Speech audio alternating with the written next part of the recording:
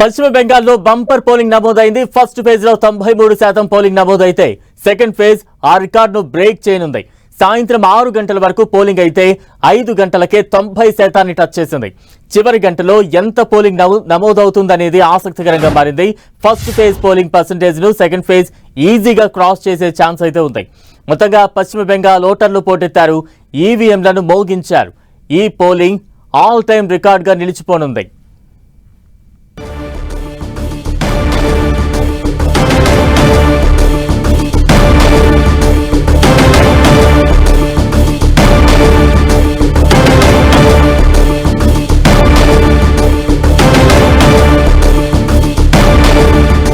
పశ్చిమ బెంగాల్లో bumper polling నమోదైంది. ఫస్ట్ ఫేజ్ లో 93% పోలింగ్ నమోదైతే సెకండ్ ఫేజ్ ఆ రికార్డును బ్రేక్ చేయనుంది. సాయంత్రం 6 గంటల వరకు పోలింగ్ అయితే 5 గంటలకే 90% టచ్ చేసింది. చివరి గంటలో ఎంత పోలింగ్ నమోదవుతుంది అనేది ఆసక్తికరంగా మారుతోంది. ఫస్ట్ ఫేజ్ పోలింగ్ పర్సెంటేజ్ ను సెకండ్ ఫేజ్ ఈజీగా క్రాస్ చేసే ఛాన్స్ అయితే ఉంది.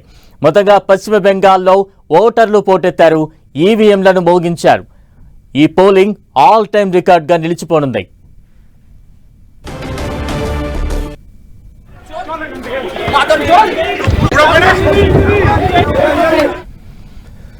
పోలింగ్ లో భవానీపూర్ నియోజకవర్గం కీలకంగా మారింది. ఇక్కడ నుంచి సీఎం మమతా బెనర్జీ, బీజేపీ అభ్యర్థి సువేందు అధికారి పోటీ పడుతున్నారు. ఈ సెగ్మెంట్ ను రెండు పార్టీలు ఎంతో ప్రతిష్టాత్మకంగా తీసుకున్నాయి. అయితే పోలింగ్ సందర్భంగా పలు చోట్ల హింసాత్మక సంఘటనలు చోటు చేసుకోగా భవానీపూర్లోని టెన్షన్ వాతావరణం చోటు చేసుకుంది. పోలింగ్ బూత్ పరిశీలించేందుకు వెళ్లిన బీజేపీ అభ్యర్థి సువేందు అధికారిని టీఎంసీ కార్యకర్తలు ఘెరావ్ చేశారు.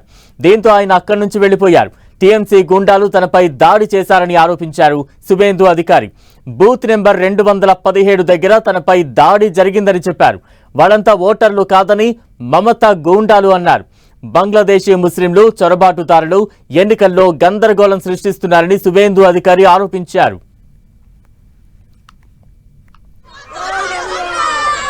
బీజేపీపై బెంగాల్ సీఎం మమతా బెనర్జీ ఫైర్ అయ్యారు.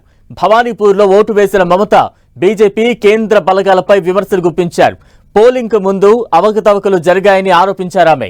నిన్న రాత్రి నుంచే తమ కార్యకర్తలను అరెస్టు చేశారని మండిపడ్డారు. సిఆర్పీఎఫ్ ఓ పార్టీకి అనుకూలంగా వ్యవహరిస్తోందని దీదీ ఆరోపించారు. కేంద్ర బలగాలు మితిమీరి ప్రవర్తించాయని, తానెప్పుడు ఇలాంటి పరిస్థితులు చూడలేదని చెప్పారు. బెంగాల్లో మళ్లీ టీఎంసీదే విజయం సాధిస్తుందన్నారు మమత.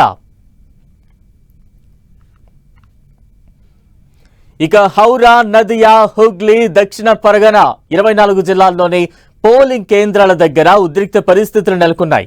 బసంత్ నియోజకవర్గంలో బీజేపీ నేత కారును ధ్వంసం చేశారు టీఎంసీ నేతలు. ఓటు వేసేందుకు వచ్చిన బీజేపీ నేత వికాస్ సర్దార్ వాహనంపై టీఎంసీ నేతలు దాడి చేసినట్లు ఆయన ఆరోపించారు. ఈ ఘటనపై పోలీసులకు ఫిర్యాదు చేశారు బీజేపీ నేత వికాస్ సర్దార్. అటు ఉదయం నదియా జిల్లాలోని చాప్రా నియోజకవర్గంలో ఉద్రిక్తత చోటు చేసుకుంది. Polling booth